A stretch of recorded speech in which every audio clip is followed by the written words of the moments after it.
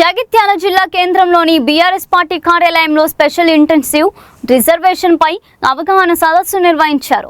ఈ సమావేశంలో బీఆర్ఎస్ రాష్ట్ర ప్రధాన కార్యదర్శి తాటిపర్తి జీవన్ రెడ్డి, జిల్లా అధ్యక్షుడు విద్యాసాగర్ రావు, మాజీ జెడ్పీ చైర్పర్సన్ దావా వసంత సురేష్ తో పాటు పార్టీ నాయకులు, కార్యకర్తలు పాల్గొన్నారు. ప్రస్తుతం జరుగుతున్న ఓటర్ మ్యాపింగ్ ప్రజల్లో అయోమయం సృష్టిస్తుందని, అర్హులైన ఓట్లు తొలగించే ప్రమాదం ఉందని నేతలు ఆందోళన వ్యక్తం చేశారు. డూప్లికేట్, దొంగ ఓట్లను తొలగించడంతో పాటు నిజమైన ఓటర్ల హక్కులను కాపాడేందుకు కార్యకర్తలు నెల రోజుల పాటు వార్డులో పర్యటించి ప్రజలను చైతన్యపరచాలని పిలుపునిచ్చారు. జగిత్యాల అభివృద్ధి కుంటుపడిందని విమర్శించిన నేతలు ప్రజల పక్షాన పోరాడుతూ పార్టీ సభ్యత్వాలు రికార్డు స్థాయిలో నమోదు చేయాలని దిశానిర్దేశం చేశారు.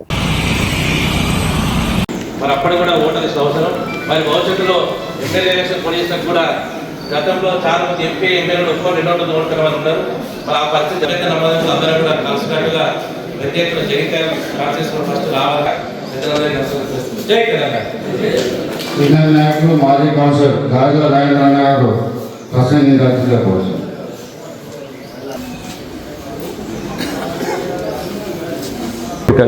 నమస్కారం చెప్తూ మళ్ళీ సార్ యొక్క ఆలోచన, దాని యొక్క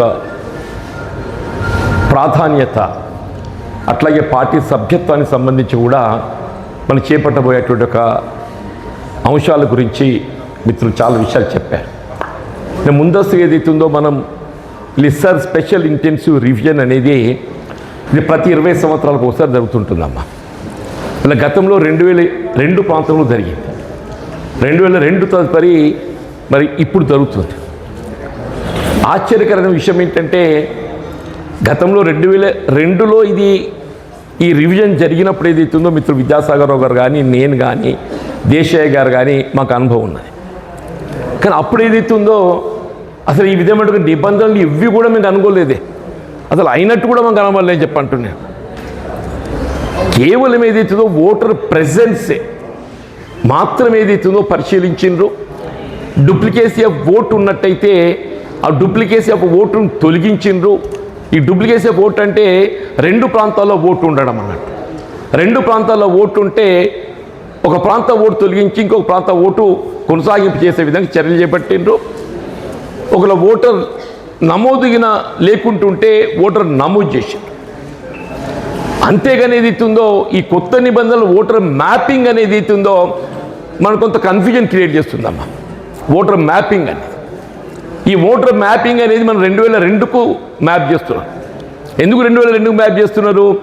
వీళ్ళ గతంలో ఈ voter revision special intensive revision ఏది ఇస్తుందో 2002లో జరిగింది కాబట్టి అప్పటి ఓటర్ లిస్ట్తోని ఇప్పుడు దీన్ని మ్యాపింగ్ చేస్తారు. ఇలా మాలాంటి వాళ్ళు 40 సంవత్సరాలు పైబడ్డ వారికి అందరికీ కూడా ఈ మ్యాపింగ్ మా పెద్ద సమస్య కాదు. ఎందుకంటే 2002లో మా ఓటు నమోదే ఉంటుంది కాబట్టి మాది ఆటోమేటిక్గా వచ్చేస్తుంది. 2002లో నమోదు లేనటువంటి వాళ్ళకు ఇవాళ వాళ్ళ పేరెంట్స్తోని దాన్ని మ్యాప్ చేస్తారు. వాళ్ళ పేరెంట్స్ అమ్మ ఇప్పుడు 2002 తదుపరి ఓటర్ లిస్టు నమోదు చేయబడినటువంటి వాళ్ళకు 2002లో వాళ్ళ పేరెంట్స్ ఎక్కడ ఉండేది, ఆ 2002లో వాళ్ళ పేరెంట్స్ గట్ట అదే బూత్లో కానీ ఇవాళ జగిత్యాల పట్టణమే కానీ వారు ఎక్కడ ఉన్నారు అనేది పరిశీలించి దాన్ని మ్యాపింగ్ చేసి ఆ ఓటును కన్ఫర్మ్ చేయడం జరుగుతుంది. వాళ్ళ పేరెంట్స్ మ్యాప్ కాలేని పక్షం లోపల ఏదైతుందో అది ప్రిలిమినరీ నోటిఫికేషన్ లోపల ఆ ఓటు నమోదు కాదు. మన ముఖ్య కార్యకర్తలే పార్టీ విజయానికి ఒక నాంది, ఒక బలం. కాబట్టి మీ అందరూ కూడా మరి బూత్ స్థాయి ఏజెంట్లను మొన్నటిదాకా మనం వేసినాం విత్ 4 నెంబర్స్ ఓటర్ ఐడీస్తో పాటు అవన్నీ కూడా ఉన్నాయి. దీంట్లో అవగాహన కార్యక్రమం అనేది నేను, విజయలక్ష్మి గారు, నాతో పాటు కొంతమంది వెళ్ళి కూడా కలెక్టర్ గారికి చెప్పినాం. మరి అర్హులైన వాళ్ళను ఉంచాలి. మరి అర్హులు కాని వాళ్ళు మరి గ్రామాలలో ఓటేస్తారు, సర్పంచ్ ఎలక్షన్లప్పుడు కౌన్సిలర్ అప్పుడు వచ్చి ఇక్కడ ఓట్లు వేస్తున్నారు. మరి ఎందుకు ఇట్లా జరుగుతుంది? అవగాహన కార్యక్రమాలు ప్రత్యేకంగా మరి పెట్టాలి అని చెప్పేసి మరి వారికి చెప్పడం జరిగింది. వారు ఎందుకంటే ఇప్పుడు మనం పెట్టుకునేదాకా చాలామందికి కూడా తెలియదు ఇది ఏ విధంగా.